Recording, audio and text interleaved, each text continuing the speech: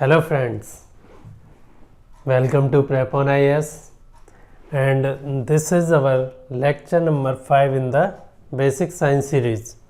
जो basic science series है उसका लेक्चर 5 है। जो लोग ये सोच रहे हैं कि मैं सिर्फ इंग्लिश बोलता हूँ, प्लीज़ पूरा लेक्चर देखें। हिंदी में भी लेक्चर्स हैं, जिन्हें इंग्लिश नहीं समझ में आती है वो भी इन लेक्चर्स को इजीली समझ सकते हैं। इस लेक्चर में लेक्चर नंबर 5 में हम देखने वाले हैं कंपाउंड्स। पहले भी बात हो चुकी है और थोड़ा डिफरेंशिएट करूँगा मैं कंपाउंड्स को मिक्सचर्स से।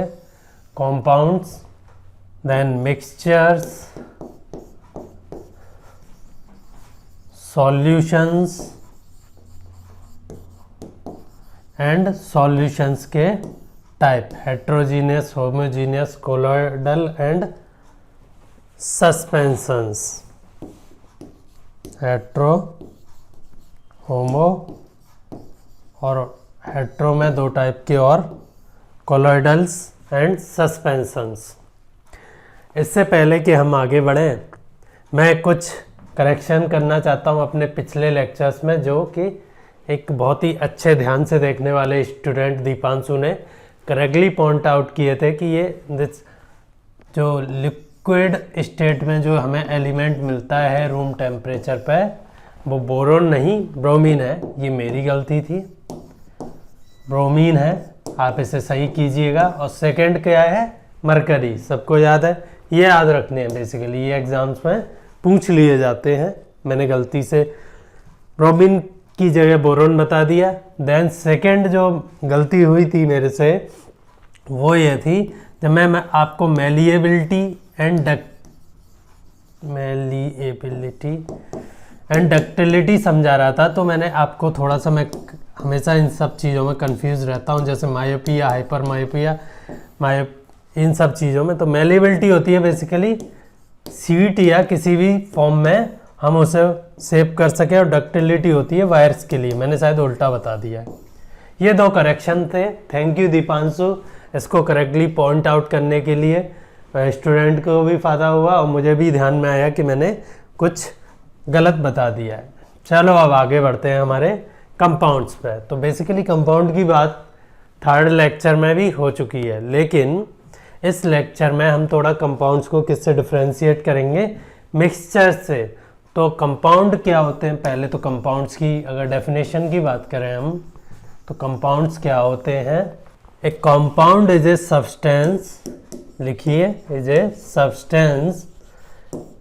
अगर समझना है तो कोई बात नहीं, लिखने की ज़रूरत नहीं है। अगर नोट्स बनाने हैं आपको प्रॉपरली, जो कि होना चाहिए, एग्जाम्स में काम आते हैं, तो आप इसे लिखिए। कंपोज्ड ऑफ 2 or more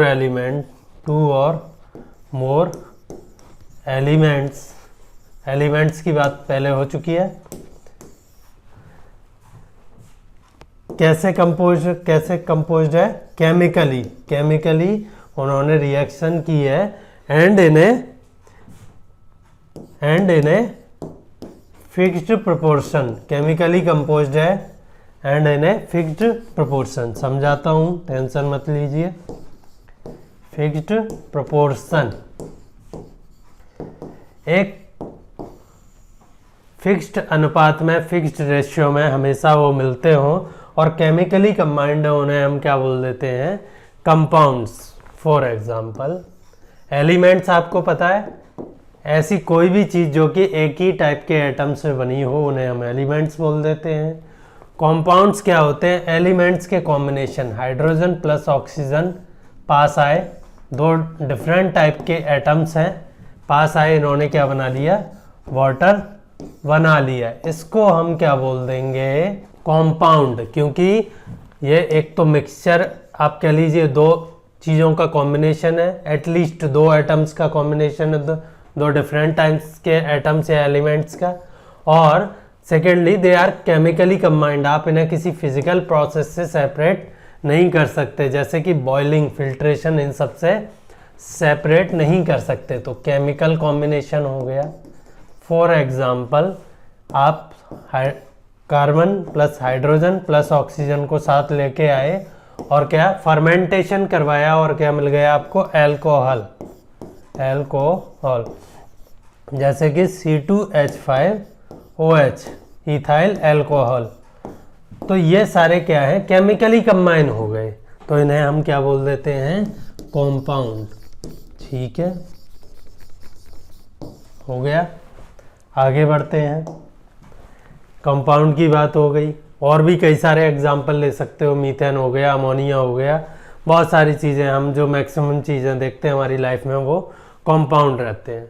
फिर ये मिक्सचर क्या होते हैं, कंपाउंड समझ लीजिए, समझ लिए। मिक्सचर क्या होते हैं, मिक्सचर इज ए फिजिकल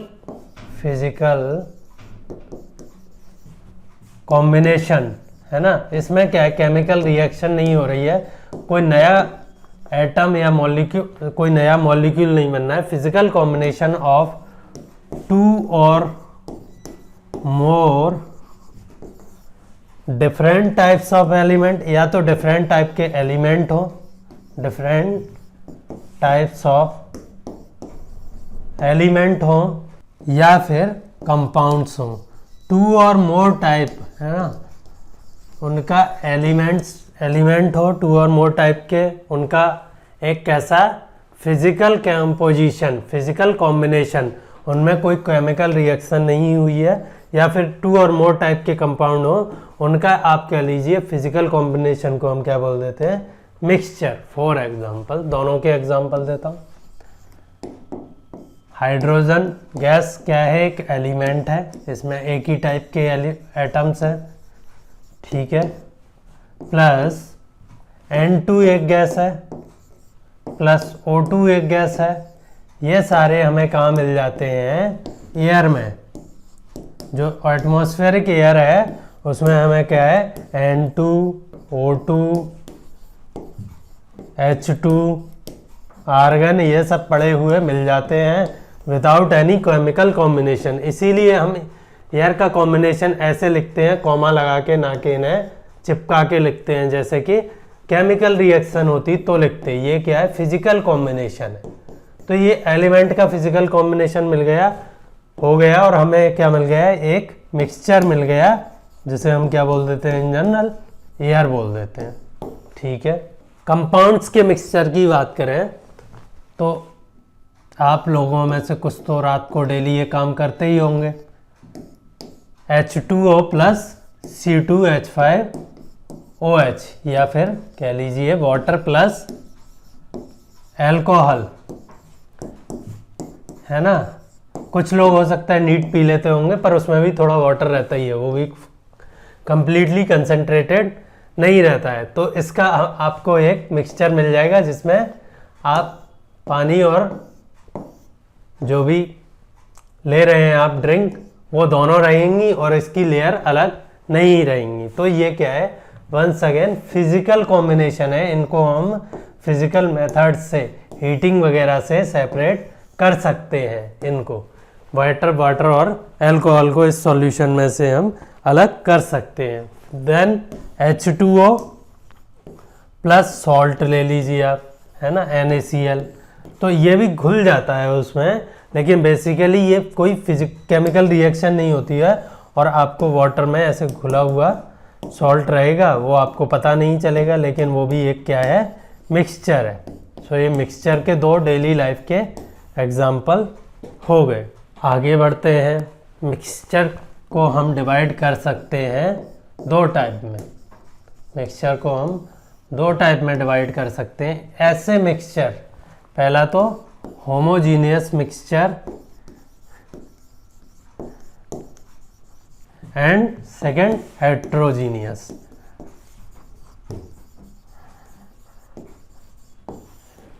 ठीक है, क्या डिफरेंस है इनमें? जो मिक्सिंग होती है वो किस पे, मॉलिक्यूलर लेवल पे होती है, मॉलिक्यूलर या फिर एटॉमिक लेवल पे होती है। अगर एलिमेंट कंबाइन हो रहे हैं फिजिकली तो एटॉमिक लेवल पे होगी, और अगर मॉलिक्यूल कंबाइन हो रहे हैं तो वो मॉलिक्यूलर लेवल पे होगी। तो जो इनमें कंपोजिशन है थ्रू आउट द सॉल्यूशन, वो कैसा रहेगा, सेम कंपोजिशन। आप कहीं से भी पार्सल ले लीजिए इस सॉल्यूशन में से, इस गिलास में अगर कोई सॉल्यूशन है उसमें से आपसे यहाँ से कुछ सॉल्यूशन उठाया, यहाँ से उठाया, आपको कंपोजिशन सेम मिलेगा। होमो मतलब सेम, हेट्रो मतलब डिफरेंट, है ना, डिफरेंट। तो मान लीजिए आपने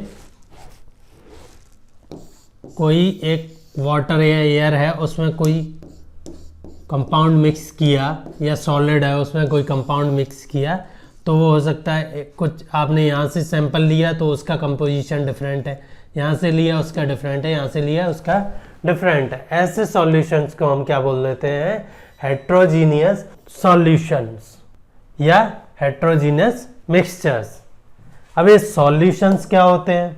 सॉल्यूशन बेसिकली मिक्सचर्स का एक स्पेशल केस है जिसमें क्या हो, मिक्सचर्स क्या हो, होमोजीनियस मिक्सचर्स हो। होमोजीनियस मिक्सचर्स हो मतलब कि आप कहीं से भी सैंपल लीजिए, उसमें जो है कंपोजिशन सेम रहेगा। For example water H2O plus sugar, carbohydrate sugar, है ना। आपको ये सॉल्यूशन मिल जाएगा जिसे आप कहीं भी पिए, चाहे गिलास की तलहटी से लें अच्छे से घोलने के बाद, या फिर ऊपर पिए, वो आपको सेम टेस्ट आएगा, सेम कंपोजिशन उसका मिलेगा। तो सॉल्यूशंस की पहली प्रॉपर्टी क्या हो गई कि वो होमोजीनियस मिक्सचर्स को ही हम क्या बोल देते हैं, सॉल्यूशन। फॉर एग्जांपल एयर ले लीजिए, तो यहाँ जो मिक्सिंग हो रही है बेसिकली वो किस पे, मॉलिक्यूलर लेवल पे हो रही है, एटॉमिक लेवल पे हो रही है। तो हमें कंपोजिशन क्या है, होमोजीनियस मिल रहा है, वो इतने अच्छे से मिक्स हो गया है कि आप कहीं से भी उठा लीजिए, आपको कोई ऐसा नहीं लगेगा कि किसी साइड या ऊपर या नीचे कहीं कोई एक कंस्टिट्यूएंट ज़्यादा है और दूसरी साइड दूसरा कॉन्स्टिट्यूएंट ज़्यादा है, ऐसा नहीं लगेगा। एयर में आप देख लीजिए O2 प्लस N2, ये लगभग आप कहीं भी एयर उठा लीजिए अर्थ की सरफेस पे, ऑलमोस्ट फिक्स कॉम्बिनेशन में मिलेंगे आपको। और वो जो भी सॉल्यूशन ले रहे हैं आप, 1 मीटर क्यूबिक एयर ले रहे हैं, उसमें कहीं भी ले लीजिए O2 और N2 का प्रोपोर्शन है वो ऑलमोस्ट सेम मिलेगा। सॉल्यूशंस की कुछ और प्रॉपर्टीज़ की बात कर लेते हैं हम। प्रॉपर्टीज़ लिखिए सॉल्यूशंस की।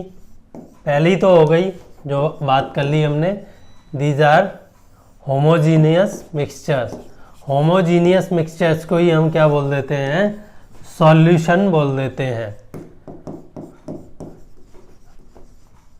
ठीक है, जैसे कि एयर और वाटर का एग्जांपल दे दिया। सॉलिड में क्या होता है, अगर आपने एलॉय जो बना रहे हैं वो केमिकली कंबाइंड नहीं होते हैं। फॉर एग्जांपल जो ब्रास रहता है, ब्रास एलॉय रहता है, उसमें करीब 30% जिंक रहता है एंड 70% कॉपर रहता है। लेकिन ये कोई कॉपर और जिंक रिएक्शन करके नहीं बैठते हैं इसमें, just they are mixed at a molecular level, और फिर हम उन्हें सॉलिडिफाई कर देते हैं। पहले हम उन्हें मिलाते हैं मॉलिक्यूलर लेवल पे लिक्विड स्टेट में, फिर हम उन्हें सॉलिडिफाइड कर देते हैं। तो हमें ये ब्रास जो कि एक एलॉय है बेसिकली, वो एक सॉल्यूशन कह सकते हो। मिक्सचर तो है ही ऑब्वियसली, जब सॉल्यूशन है कोई भी चीज़ तो वो मिक्सचर तो अपने आप हो ही जाएगी बाय डिफ़ॉल्ट। तो सॉल्यूशन की प्रॉपर्टीज़, पहला हो गया होमोजीनियस, लिख लिया। स्मॉल पार्टिकल साइज, क्या है, पार्टिकल की इंटरमिक्सिंग किस लेवल पे होती है, एटलीस्ट मॉलिक्यूलर लेवल पे। तो इससे क्या है, आपको जो इंडिविजुअल पार्टिकल मिलेंगे सैंपल में वो दोनों कॉन्स्टिट्यूएंट के मिल जाएंगे। मान लीजिए आपने 10⁻⁻8 मीटर पर ये सैंपल लिया है, तो आपको इसमें दोनों कॉन्स्टिट्यूएंट मिल जाएंगे इस टाइप के, जो भी उसमें प्रेजेंट है वो भी होमोजीनियसली डिस्ट्रीब्यूटेड। तो पहला हो गया स्मॉल पार्टिकल साइज, किस साइज का, 10⁻⁹, जो कि एटम के या उससे थोड़ा सा बड़ा साइज है। एटम का साइज कितना था, 10⁻⁻10 मीटर। तो इस लेवल पे हमें इंटरमिक्सिंग मिलती है सॉल्यूशंस में। देन अगर हम और बात करें, अगर आप एक सॉल्यूशन रखा है, मान लीजिए ट्रांसपेरेंट ग्लास में, वाटर और किसका, सॉल्ट का, या ट्रू सॉल्यूशन है वो, मॉलिक्यूलर लेवल पे मिक्सिंग है, तो आप अगर उससे बीम ऑफ लाइट पास कर रहे हैं, अगर वो ट्रांसपेरेंट है सॉल्यूशन, तो इसमें आपको बीम ऑफ लाइट का पाथ नहीं दिखेगा। ये क्वेश्चन था इस बार के यूपीएससी का ईपीएफओ का एक एग्ज़ाम होता है, उसमें कि इनमें से किस सॉल्यूशन में जो लाइट का पाथ है वो दिखेगा हमें। तो ये बेसिकली सॉल्यूशंस में नहीं दिखता है, आगे बात करेंगे। कोलॉइड्स और सस्पेंशन में हमें लाइट का पाथ दिखता है। तो उसमें 4 मिक्सचर दिए हुए थे जिसमें आपको पहचानना था कि इनमें से कौन सा सॉल्यूशन है और कौन सा कोलॉइड्स है। अभी बात करते हैं कैसे पहचानेंगे हम, क्योंकि H2O और प्लस NaCl कॉमन सॉल्ट, ये क्या है, इंटर मोलिकुलर लेवल पे इंटरमिक्सिंग होती है। H आयन बना लेता है H पॉजिटिव और ये Cl के साथ मिक्सिंग कर लेता है, प्लस O2 O किसके साथ चला जाता है, O नेगेटिव Na पॉजिटिव के साथ। तो ये इस तरह की इंटरमिक्सिंग होती है। OH किसके साथ चला जाता है, Na के साथ। तो इस लेवल की इंटरमिक्सिंग होती है। तो इस वजह से ये क्या है ये, लेकिन इसको ये मत मानिए आपकी ये केमिकल मिक्सिंग है, बेसिकली फिजिकल है। इन्हें हम फिजिकल मेथड से सेपरेट कर सकते हैं। जैसे कि आप इस वाटर को बॉईल कर दीजिए, सिर्फ क्या रह जाएगा, NaCl रह जाएगा। तो ये हमें जो पाथ ऑफ लाइट है वो इसमें नहीं दिखने वाला है, ये याद रखिए। ट्रू सॉल्यूशंस में हमें पाथ ऑफ लाइट नहीं दिखता है। Then they can not be separated by simple जो फिल्टरिंग प्रोसेसेस होती हैं। फिल्टर पेपर आता है एक मार्केट में, उस फिल्टरिंग प्रोसेस, सिंपल प्रोसेस होती है फिल्टरिंग, उससे आप इन्हें NaCl के सॉल्यूशन को वाटर में उस फिल्टर पेपर के थ्रू डाल दीजिए, वो सेपरेट नहीं होगा, यहाँ पूरा सॉल्यूशन ही मिलेगा आपको। लेकिन अगर इसमें वाटर मॉलिक्यूल और NaCl के मॉलिक्यूल अलग थलग पड़े रहते अपने क्लम्प बना के, तो हो सकता है NaCl यहीं रह जाता, लेकिन ऐसा नहीं होता है, ये याद रखना है। और कई सारी प्रोसेस हैं जिनसे हम इनको सेपरेट कर सकते हैं, लेकिन सिंपल फिल्टरिंग प्रोसेस से हम इन्हें सेपरेट नहीं कर सकते हैं। फर्दर आप इसको कितनी भी देर छोड़ दीजिए, NaCl के सॉल्यूशन को, सॉल्ट के सॉल्यूशन को, शुगर के सॉल्यूशन को वाटर में कितनी भी देर छोड़ दीजिए, कोई भी ट्रू सॉल्यूशन को कितनी भी देर छोड़ दीजिए, चाहे वो एयर का हो, वाटर का हो या सॉलिड्स का हो, वो जो सॉल्यूट पार्टिकल हैं जो इसमें घुल रखे हैं वो कभी भी अपने आप सेटल डाउन नहीं होंगे। ऐसा नहीं है कि ये यहाँ जाके सेटल डाउन हो जाए। सॉल्ट आपको ऐसा नहीं है कि वो सेटल डाउन हो जाए चाहे कितनी भी देर छोड़ दीजिए। So the solute particle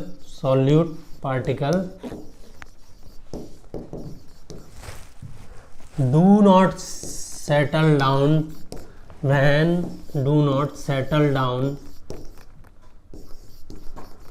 when left undisturbed। जब आप उन्हें अनडिस्टर्ब छोड़ दें, घोलना बंद कर दें, तो वो सेटल डाउन नहीं होंगे। सॉल्यूशंस की बात हो गई, प्रॉपर्टीज़ की भी बात हो गई। एक और बात कर लेते हैं इसमें हम, कंसंट्रेशन ऑफ सॉल्यूशन।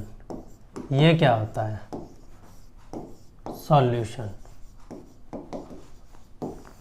ये है, आपने कोई सॉल्वेंट लिए, सॉल्वेंट क्या है, जो मीडियम जिसमें आप किसी चीज़ को घोल रहे हो या मिक्स कर रहे हो। बेसिकली जो मीडियम में हाइयर अमाउंट में प्रेजेंट है उसे क्या बोल देंगे हम, मीडियम या फिर सॉल्वेंट, और जिसे लोअर अमाउंट जिसे इसमें लाके घोल रहे हैं उसे सॉल्यूट बोल देंगे। तो कंसंट्रेशन क्या हो गई कि सॉल्यूट बाय मास, मान लीजिए ये 1 kg वाटर है, तो इसमें हम कितना सॉल्ट मिलाया है हमने, उसे क्या बोल देते हैं, कंसंट्रेशन। फॉर एग्जांपल मैंने 10 ग्राम ऑफ सॉल्ट डाला किसमें, 1 kg ऑफ वाटर में, या फिर टोटल जो सॉल्यूशन है उसका वेट मैंने ले लिया 1010 ग्राम। 1 kg वाटर था, 10 ग्राम ये ऐड हो गया, तो 1010 ग्राम सॉल्यूशन में 10 ग्राम सॉल्ट है, ये सॉल्यूशन का वेट हो गया, सॉल्यूशन का वेट हो गया। ऐसे हम कंसंट्रेशन को कई वे में मेजर कर सकते हैं। पहला तो है mass by mass, mass of solute upon mass of solution. ये बहुत ज़्यादा इम्पोर्टेंट नहीं है, आप सिंपल समझ लीजिए कि कैसे मेजर करते हैं। देन है mass of solute upon volume of solution, हम ऊपर हमेशा सॉल्यूट रहेगा और नीचे सॉल्यूशन। देन थर्ड है वॉल्यूम ऑफ सॉल्यूट, अगर लिक्विड लिक्विड मिला रहे हैं आप, ये तो जनरली सॉलिड लिक्विड में होता है यूज, अगर लिक्विड लिक्विड मिला रहे हैं तो volume of solute upon volume of solution, यहाँ हमेशा सॉल्यूशन ही रहेगा। ये याद रखना है थोड़ा सा कि ऐसे मेजर करते हैं, जनरल आइडिया देने के लिए बता दिया है। अब इसमें आता है कि आपने एक गिलास पानी लिया और उसमें क्या है, कुछ शुगर मिला के रख दी, वो शुगर सेटल डाउन नहीं होने वाली है। आपने मान लीजिए इस गिलास में 100 ग्राम पानी था, आपने उसमें 10 ग्राम चीनी ऐड कर दी, वो घुल गई, आपने इसे स्टिर किया चम्मच से, ठीक है, और ये घुल गई। आपने फिर ऐड किया, एक लिमिट आई कि आप इस चम्मच से कितना भी घोल दीजिए चीनी को, वो आपको सॉलिड पार्टिकल्स चीनी के वाटर में दिखने लगे, या फिर जैसे ही आपने घोलना बंद किया तो यहाँ कुछ सेटल होने लगे। इस लिमिट को हम क्या बोल देते हैं, इस लिमिट को जहाँ की है when the solvent can no more dissolve the solute, अपने अंदर वो उसे और नहीं समा सकता है, ये समझ लीजिए आप, अपने अंदर उसे और नहीं घोल सकता है, उस लिमिट को क्या बोल देते हैं हम, उस सॉल्युबिलिटी, उस जो भी सॉल्वेंट है उसकी उस पर्टिकुलर सॉल्यूट के लिए, चीनी के लिए सॉल्युबिलिटी अलग रहेगी और नमक के लिए अलग रहेगी। किस पे, उस टेम्परेचर एंड प्रेशर पे जिस पे आप ये काम कर रहे हैं। ये क्यों कह रहा हूँ टेम्परेचर एंड प्रेशर, आगे देखते हैं क्यों कह रहा हूँ।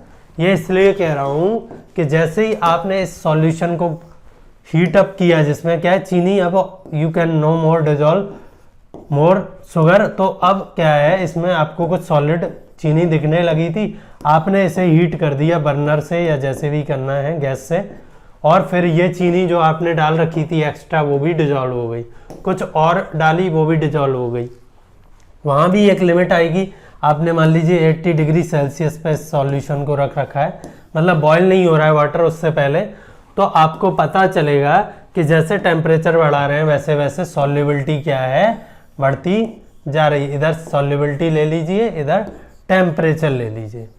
अगर आपको किसी को याद है, मैंने ज्योग्राफी में जब पढ़ा रहा था तो यही सेम फेनोमेनन क्या कहाँ होता है, जैसे जैसे हम एयर का टेम्परेचर बढ़ाते जाते हैं, जो एयर को ह्यूमिडिटी एब्जॉर्ब करने की कैपेसिटी, ह्यूमिडिटी को डिजोल्व करने की कैपेसिटी अपने अंदर, वो बढ़ती जाती है।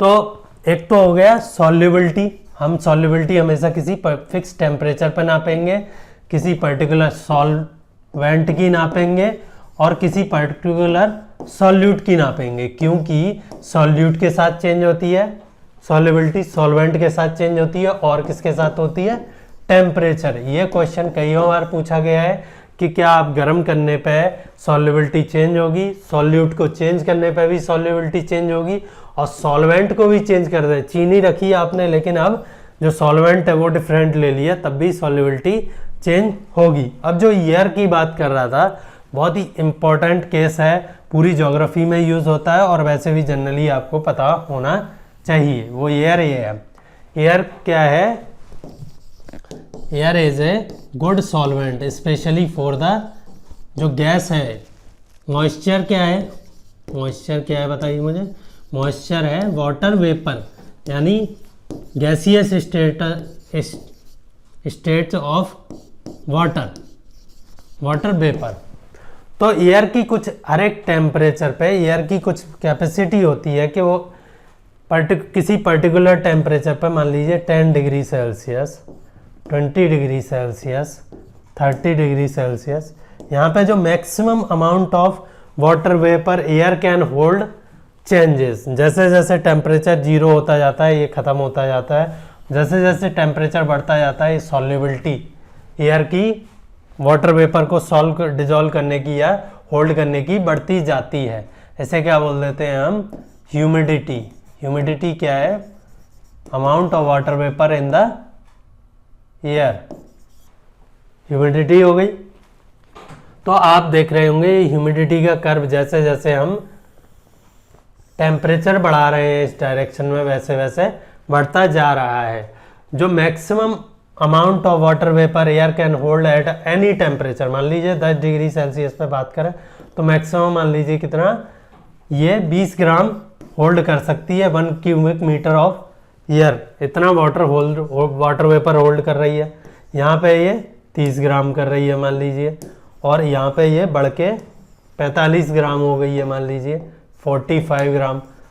तो जो मैक्सिमम वाटर वेपर होल्ड कर सकती है एयर एट एनी टेम्परेचर, उसे क्या बोल देते हैं हम, स्पेसिफिक ह्यूमिडिटी। वहाँ क्या बोल रहे थे हम, सॉल्युबिलिटी, उसी को दूसरा नाम दे देते हैं यहाँ स्पेसिफिक ह्यूमिडिटी, यानी कि कितना मैक्सिमम उस टेम्परेचर पे air can hold water vapour. Relative humidity, आप डेली न्यूज़ पढ़ते होंगे, और अभी दिल्ली में टेम्परेचर कितना है, टेम्परेचर बताइए मुझे, अपना मोबाइल खोलिए और बताइए मुझे आज के वेदर का, आप जहाँ बैठे हैं। मान लीजिए वो है अभी 10 डिग्री सेल्सियस। आप मुझे वहाँ एक और चीज़ आ रही होगी ह्यूमिडिटी, उसकी RH रिलेटिव ह्यूमिडिटी, उसकी भी वैल्यू बताइए। वो परसेंटेज में आ रही होगी, मान लीजिए 55%। और वहाँ एक और चीज़ आ रही होगी विंड, ठीक है, वो जो भी चल रही होगी 10 किलोमीटर पर आवर, और जिधर से जिधर चल रही होगी वो छोड़ दो। अभी हमें जो काम लेना है वो इन दोनों से लेना है। आप डेली देखते हो, इन चीज़ों का मतलब समझाता हूँ मैं आपको। जो RH बोल रहे हैं वो 55%, वो ये है RH इक्वल टू, मान लीजिए आज 55% है, वो ये है कि 10 डिग्री टेम्परेचर कितना है, 10 डिग्री सेल्सियस है उस टाइम पे। 10 डिग्री सेल्सियस पे एयर मैक्सिमम कितना टेम्परेचर होल्ड कर सकती है, मान लो 10 ग्राम पर मीटर क्यूब। लेकिन अभी इस कैपेसिटी का वो कितना होल्ड की हुई है, ओनली 55%। तो अभी स्पेसिफिक ह्यूमिडिटी यानी एयर में जो मॉइस्चर है वो कितना है, 10 का आप 55% निकालिए, परसेंट सबको आना चाहिए बेसिक, तो 5.5 ग्राम पर मीटर क्यूब। तो वो ये बताना चाह रहे हैं कि अभी बरसात के आसार नहीं है जब तक कि 100% के करीब ना पहुंच जाए। when air can not hold any more water vapor, तो फिर बरसात होने लगती है। तो अभी तो अच्छी खासी स्पेस है इसके पास, अभी तो और 4.5 ग्राम ऑफ वाटर वेपर ये होल्ड कर सकता है, तो अभी बरसात नहीं होने वाली है। आपको समझ में आ गया है ये सारी चीज़ें, रिलेटिव ह्यूमिडिटी या टेम्परेचर का रिलेशन सॉल्यूट और सॉल्वेंट के केस में, ये सारी चीज़ें हो गई। कंसंट्रेशन की बात हमने कर ली, सॉल्यूशंस हमने देख लिए। सॉल्यूशंस क्या होता है, होमोजीनस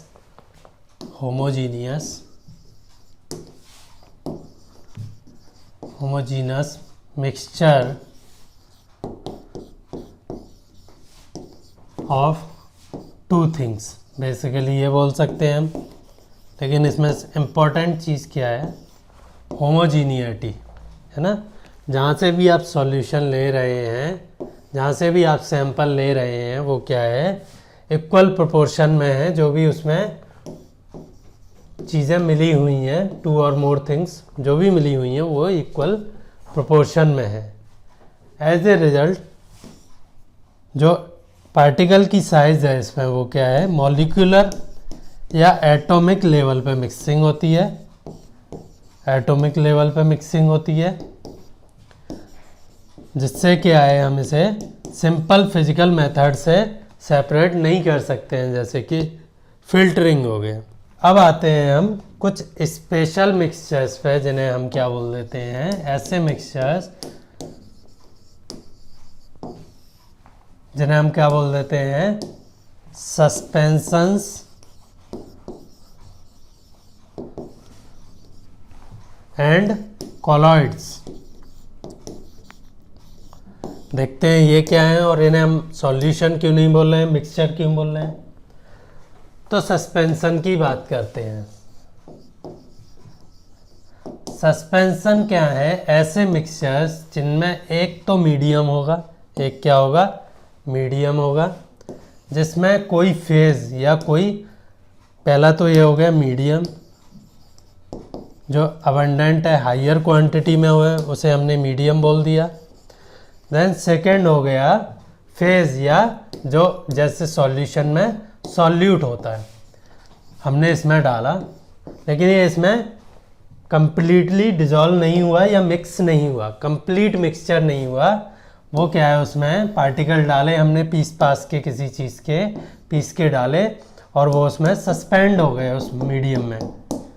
सस्पेंड होने की वजह से क्या हो गया, पहली बात तो ये कंप्लीटली मिक्स्ड नहीं हुए, सस्पेंड हुए हैं और ये ना सेटल हुए हैं नीचे ना ऊपर, यहाँ तैर रहे हैं। इस सस्पेंशन की वजह से इस पे आप जब प्रकाश या लाइट डालेंगे तो ये जो पार्टिकल्स हैं उनकी वजह से हमें लाइट का पाथ दिखेगा, क्योंकि ये पार्टिकल लाइट को क्या करेंगे, स्कैटर एंड रिफ्लेक्ट करेंगे। क्या करेंगे, स्कैटर एंड रिफ्लेक्ट करेंगे।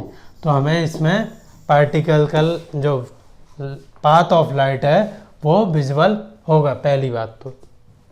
सेकंड, जब हम सस्पेंशन की बात कर रहे हैं तो हम बात कर रहे हैं ऐसे पार्टिकल्स, फेज जो है उसके पार्टिकल इतने बड़े हैं कि वो हमें नेकेड आई से दिख रहे हैं। सिंपल, आप बिना किसी ऐड के आई से दिख रहे हैं, आँखों से हम उन्हें देख सकते हैं। कुछ देर तक अगर आप ऐसे मिक्सचर्स को छोड़ देंगे तो उनमें जो भी घुला हुआ है या जो उनमें सस्पेंडेड है वो कहाँ, या तो नीचे सेटल हो जाएगा, जैसे आपने फाइन रेत को अगर पानी में मिलाया हो, घोला हो, तो कुछ देर के लिए तो वो उसमें रहेगी पानी में, लेकिन छोड़ देंगे तो नीचे सेटल हो जाएंगे। वहीं अगर आप कोई हल्के पाउडर को मिला दीजिए वाटर में, उसे छोड़ दीजिए तो वो कहाँ, सरफेस पे कुछ देर बाद सेटल हो जाएगा। तो बेसिकली सेटलमेंट हो जाता है, चाहे डाउनवर्ड या अपवर्ड। डाउनवर्ड ग्रेविटी की वजह से, अपवर्ड डेंसिटी की वजह से, बेसिकली ग्रेविटी की वजह से। ये हो गए सस्पेंशंस। इनमें खास बात क्या है कि ये हेट्रोजीनस मिक्सचर हैं जो कि पाथ ऑफ लाइट को स्कैटर या रिफ्लेक्ट करते हैं। ये हो गया। इसमें अगर हम और आगे बढ़ें तो इसमें एक और स्पेशल टाइप के मिक्सचर्स होते हैं जिन्हें हम क्या बोल देते हैं, कॉलॉइड्स।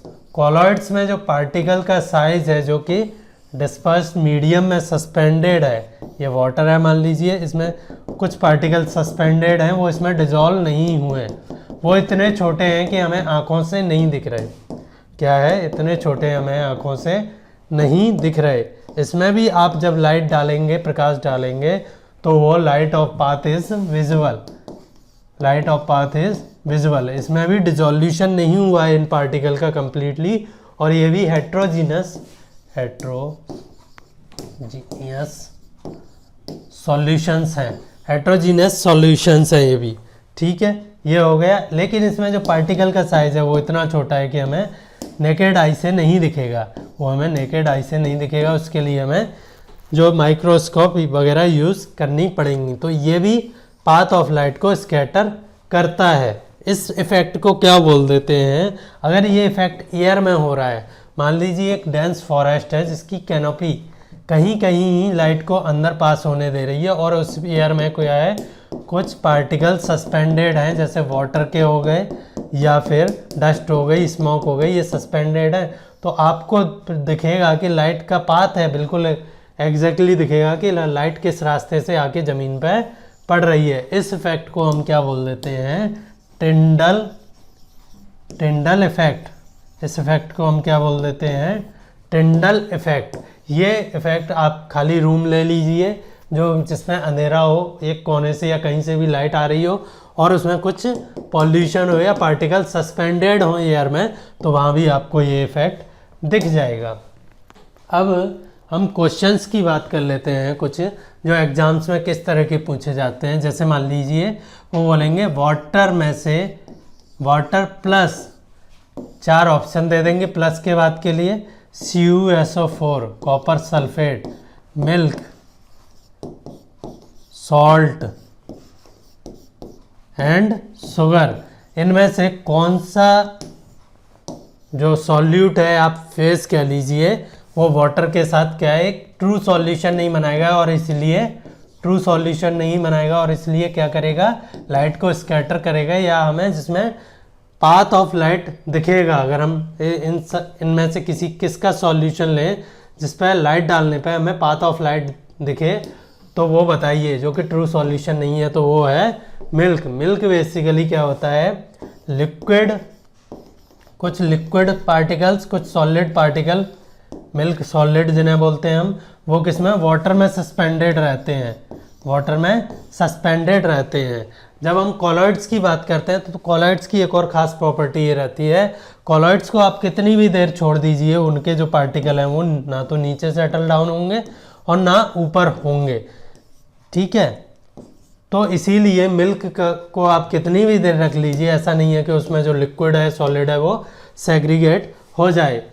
और क्योंकि कॉलॉइड्स में जो पार्टिकल का साइज़ है वो बहुत छोटा है, तो अगर आप उसे फिल्टर पेपर से भी फिल्टर करेंगे तब भी आपको यहाँ पे वो पार्टिकल्स नहीं मिलेंगे जो कि सॉल्यूशन में होता है, जो कि सस्पेंशंस में होता है, क्योंकि वहाँ पार्टिकल का साइज़ इतना बड़ा होता है कि उसे filter paper easily filter out कर देता है। इधर क्या आता है, सिर्फ मीडियम या लिक्विड या एयर जो भी मीडियम है वो इधर आ जाता है, पार्टिकल इधर ही रह जाते हैं। तो ये बातें हो गई एग्जाम्स की भी और सस्पेंशन और कॉलॉइड्स की भी। अब हम बात करते हैं कुछ फेमस एग्जाम्पल्स कॉलॉइड्स के जो कि एग्ज़ाम में पूछ लिए जाते हैं। फॉग हो गया, मिस्ट हो गया, क्लाउड हो गया, ये सब क्या है, वाटर वेपर सस्पेंडेड है। वाटर वेपर नहीं, वाटर की ड्रॉपलेट, स्मॉल ड्रॉपलेट।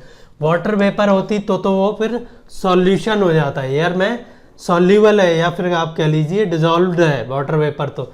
लेकिन जब ये पानी बन गया, वाटर वेपर कंडेंस हो गई, पानी बन गया, तो उसकी ड्रॉपलेट हमें किसके, क्लाउड, मिस्ट और फॉग की फॉर्म में दिख जाती है। तो way basically water in air का एक कॉलॉइडल सॉल्यूशन है। देन मिल्क की बात की थी तो मिल्क बता दिया है मैंने, liquid in solid and liquid in liquid, solid and liquid in liquid in liquid. Smoke देख लीजिए, स्मोक या धुआं जो निकल रहा है वो सॉलिड इन एयर, एयर में जो हम बर्न करते हैं उसमें कुछ तो CO2 निकलती है, वो तो ऑब्वियसली एक सॉल्यूशन बनाती है एयर के साथ, वो तो डिजॉल्व हो ही जाती है, आप कह लीजिए उसमें घुल जाती है, कंप्लीटली मिल जाती है। लेकिन कुछ सॉलिड पार्टिकल भी निकलते हैं काफ़ी बड़े बड़े, जब हम चीज़ों को बर्न करते हैं वो एयर में सस्पेंडेड रहते हैं काफ़ी देर तक, वो क्या हो जाता है फिर स्मोक या सॉलिड इन एयर का एक कॉलॉइडल या सस्पेंशन हो जाता है। So these are some of the example. आज हमने बात की कि कितने टाइप के सॉल्यूशंस होते हैं, मिक्सचर्स क्या होते हैं, कॉलॉइड और सस्पेंशंस क्या होते हैं, ये हो गई बातें। अगले लेक्चर में हम देखेंगे कि अगर आपको कोई मिक्सचर दे दिया गया है, कोई सॉल्यूशन दे दिया गया है, तो आपको उसके डिफरेंट कंपोनेंट को किस तरह से सेपरेट करना है, क्या टेक्निक्स हैं। आप कह रहे होंगे क्या ये ज़रूरी है पढ़ना, बिल्कुल। फ्रैक्शनल डिस्टिलेशन क्या है, पेट्रोलियम को सेपरेट करने की एक विधि है जो कि एग्ज़ाम में हज़ारों बार पूछी जा चुकी है। तो मैं ये सारी कुछ techniques, fractional distillation, boiling, filtering, centrifugation, ये सारी मैं आपको अगले लेक्चर में करवाऊंगा। So thank you.